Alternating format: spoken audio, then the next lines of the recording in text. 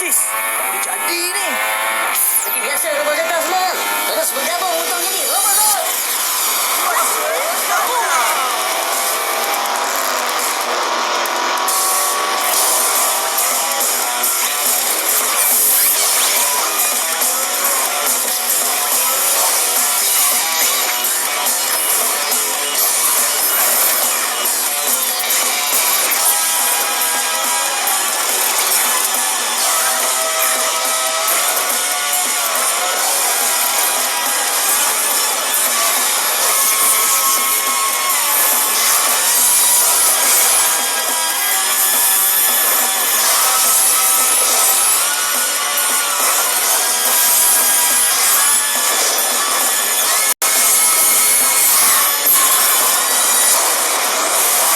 Robot Zod sedia.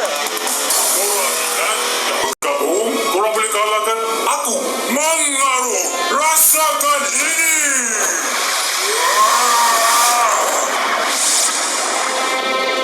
Teruskan Robot Zeta. Kita serang.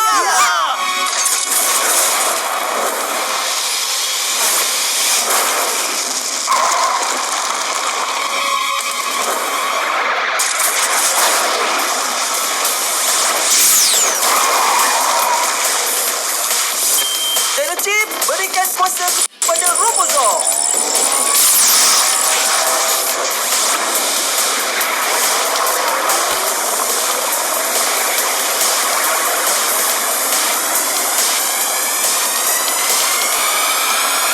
Mustahil, tak mungkin aku kau. Dasarkah robotan lebih kuat dari aku?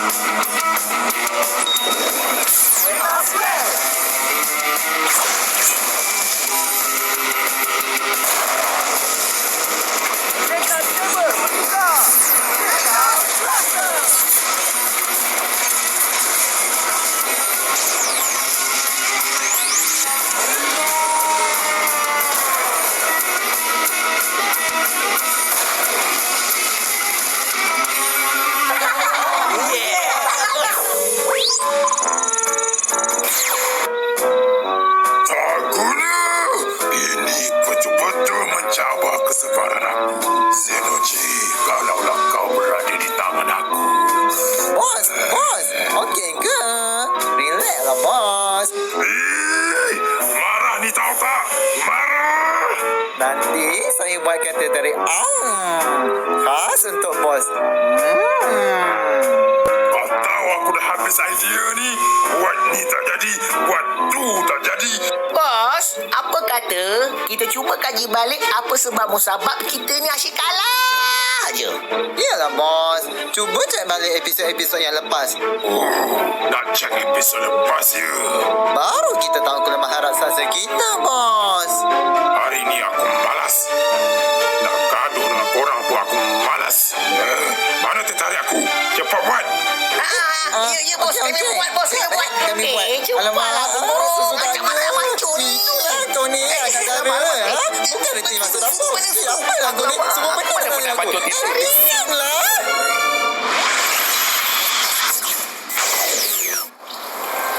Terbaik Robot Zeta. Hasil daripada kerjasama kamu semua, Karambi berjaya ditewaskan. Terima kasih Zeno Chip. Tapi kalau Zeno Chip tak tolong tadi. Teruk kita dikerjakannya. Bahaya betul kuasa Karambi tu. Betul lah. Lagi sikit kita nak kalah tadi. Tapi kalau raksasa Mojo dah kuat macam ni, agaknya macam manalah kekuatan Mojo ya? Yelah Zeno Chip. Zeno Chip ada apa-apa maklumat pasal Mojo? Mesti Zeno Chip tahu kan? Mana Rek ni ha? Dah lapar ni. Aduh, kata tadi masak ayam golek lah, ayam masak pedas lah, tempoyak lah. Rek, Rek. Hai semua. Ha, sampai pun. Tada! Ayam golek, asam tempoyak siap. Wah, nampak sedap tu. Yahoo! Yay! Akhirnya dapat juga makan masakan Rex ni. Sayang Rex. Mwah.